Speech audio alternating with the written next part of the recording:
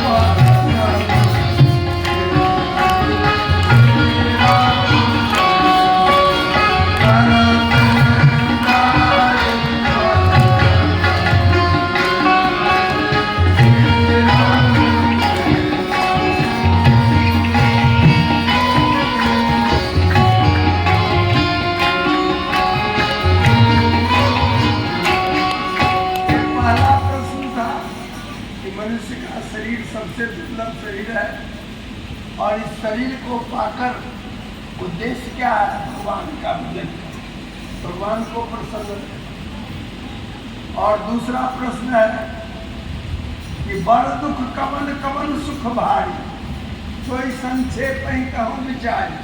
सबसे बड़ा दुख क्या है संसार में और सबसे बड़ा सुख क्या है? तो उसके उत्तर में कहते हैं नहीं दरिद्र सम दुख जगमान, संत मिलन सम सुख जगना। सत्संग जो है वही सबसे बड़ा सुख है संसार का। नहीं दरिद्र सम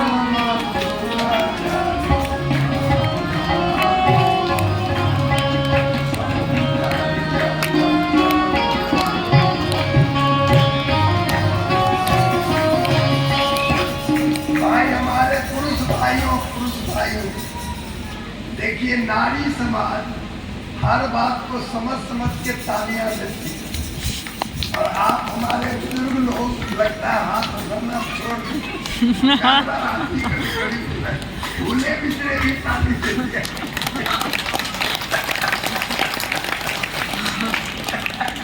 नहीं, बुरा नहीं मानिएगा। नहीं दरिद्र सम सुख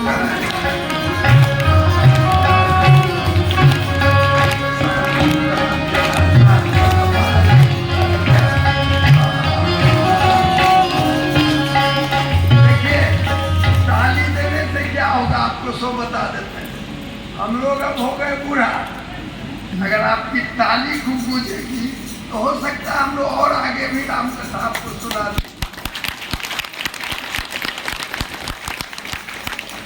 इसीलिए कह रहे अपने स्वार्थ में बोलो। कहा संत असंत बरम तुम जानो, संत असंत में क्या भेद है तुम जानते हो।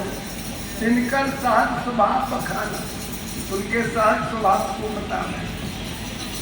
संत के बारे में बहुत अच्छी बात बताया है कि परोपकार वचन मन काया, संत सहज स्वभाव खगड़ाया। कि दूसरे का उपकार करना संत का सहज स्वभाव है। संत सहाय दुख पर हित लागे, दूसरे के हित के लिए संत पुरुष दुख सहते हैं। अब पर दुख है तो असंत दबा, दूसरे को दुख देने के लिए असंत धर्मी। ऐसे संत सहाय दुख पर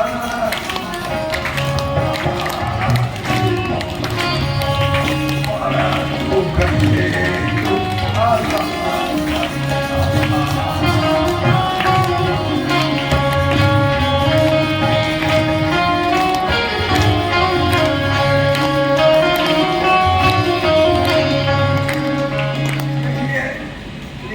अच्छी बात लिखा है कि एक दुष्ट जब जन्म लेता संसार में, दुष्ट उदय जग आवत हेतु, संसार को दुख देने के लिए दुष्ट पैदा देता है। जथा अधम, यथा प्रसिद्ध अधम ग्रह केतु, केतु ग्रह वो होता है।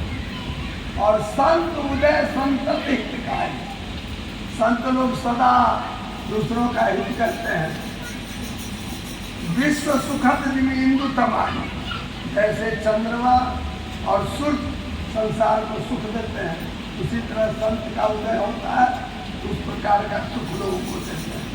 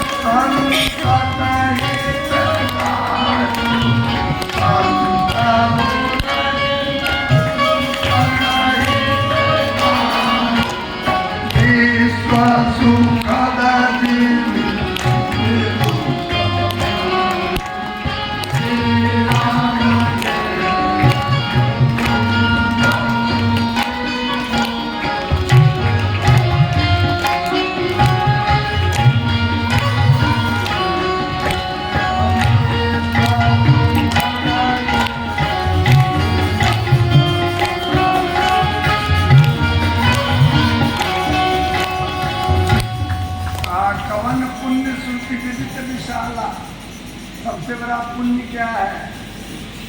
और कहा परम अघकमन करा, सबसे बड़ा पाप क्या है? कहा परम धर्म श्रुति विदित अहिंसा, अहिंसा परमो धर्म, वेद में लिखा हुआ है। सबसे बड़ा धर्म है अहिंसा। और अहिंसा का केवल ये अर्थ नहीं होता है कि आप पशु को मार दिए तो अहिंसा हो गया, ऐसा नहीं है। आपको अगर हम कोई ऐसी कड़वी बात कर दे, कठोर बात, जिससे आपको मन में दुख हो जाए, वो भी हिंसा, उससे भी बचना चाहिए आदमी। तो अहिंसा उसी को कहते हैं, जो मन को दुखाते वो हिंसा होता है।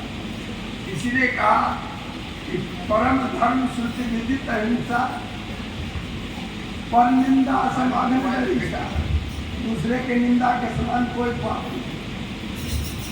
और अंत में मोह के बारे में पूछते हैं।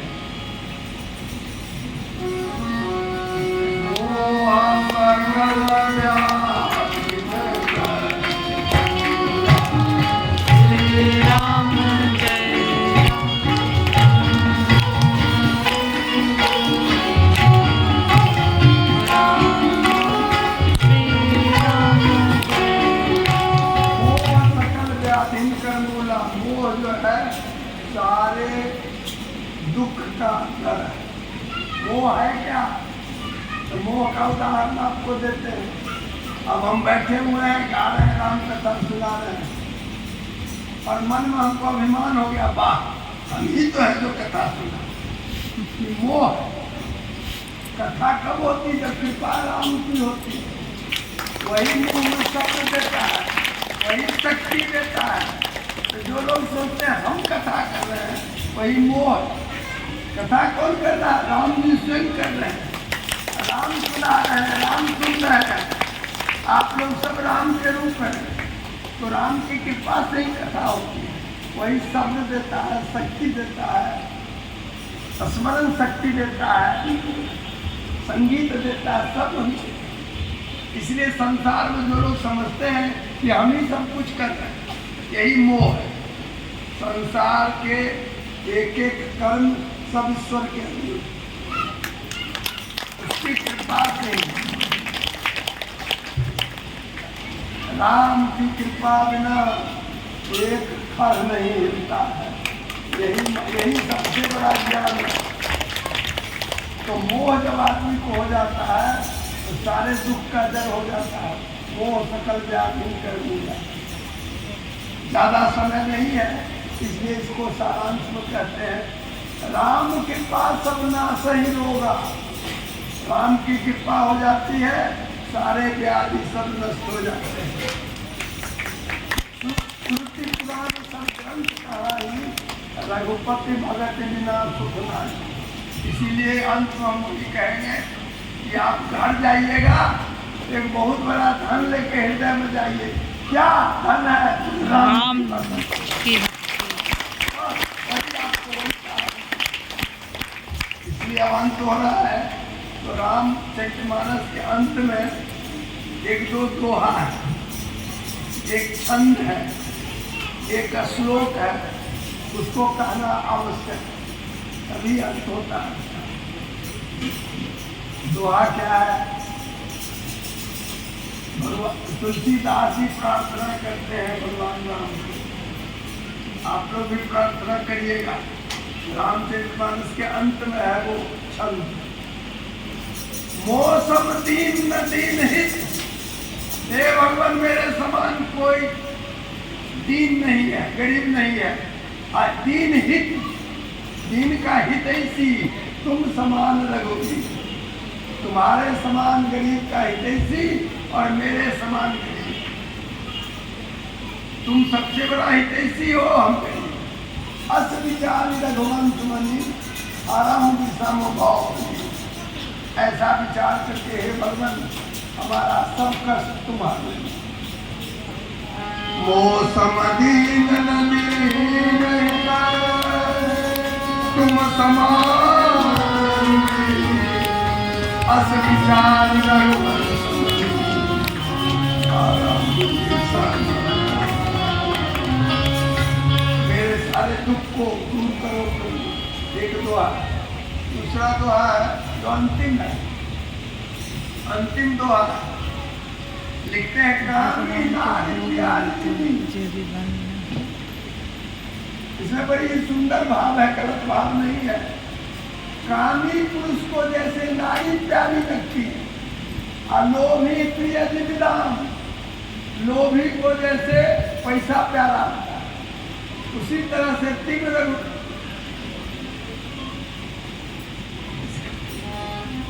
कामी नारी प्यारी लोभी प्रिय दिव्यदाम, तिमि रघुनाथ निरंतर, तिमि रघुनाथ निरंतर प्रिय लागम होगा। उसी तरह से हे राम तुम हमको प्यारा लगे, ये मानते हैं तुलसीदास। और एक क्षण सुनिए जरा, उसको करने दीजिए, सुनिए आप, सुनिए उसको करने।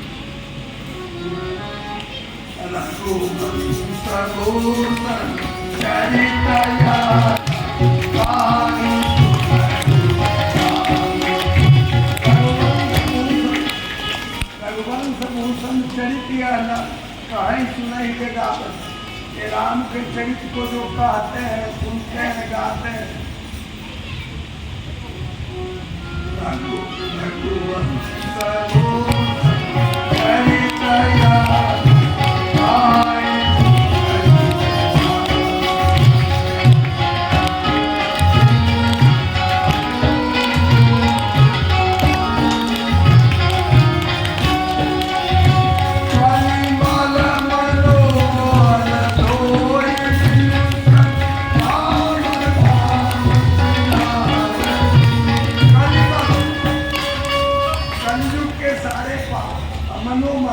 मन का मैल सब भूल जाता है इस राम कथा को सुनने, कहने, गाने। कलिमल मनोबल कोई दिन श्रम, राम धाम सिधाम, मोक्ष की प्राप्ति करते हैं। और सतपंच चौपाई मनोहर, रामचरितमानस का 7-5 चौपाई, जो जान ये नर उड़धर है, जो लोग उसको जान करके अपने हृदय में धारण करते हैं, उनको क्या होता है?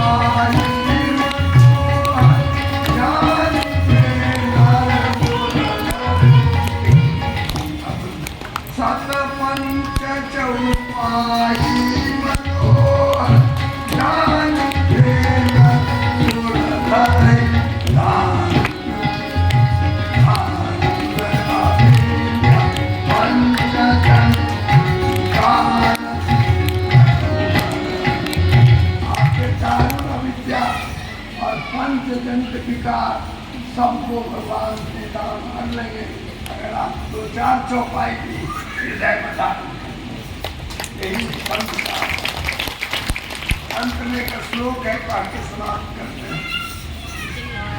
पुण्य पापहं सदा शिवकरं विज्ञान भक्ति प्रदं माया मोह मलापं सुरं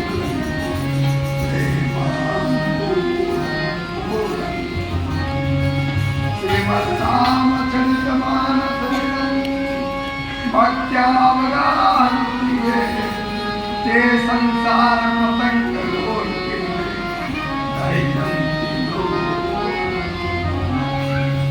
रामचरितमानस पुण्य देता है, पाप को हरता है, सदा शिव कर्म सब कल्याण करता है लोगों का।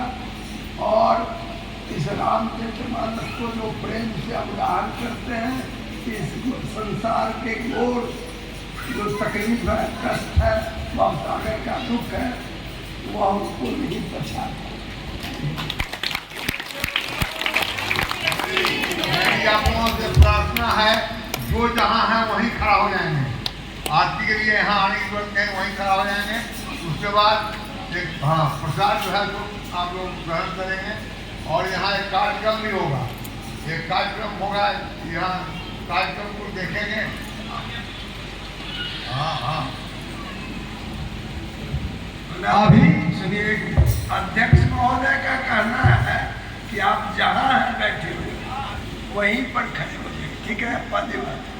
और उसके बाद जब भंडारा का कार्यक्रम होगा तो उसमें निशा जो बेटी थी अभी बताया आपको, वो अपने दल के साथ यहाँ संगीत का कार्यक्रम करेगी। आप लोग सुनिएगा, नहीं खाइएगा, ध्यान देंगे।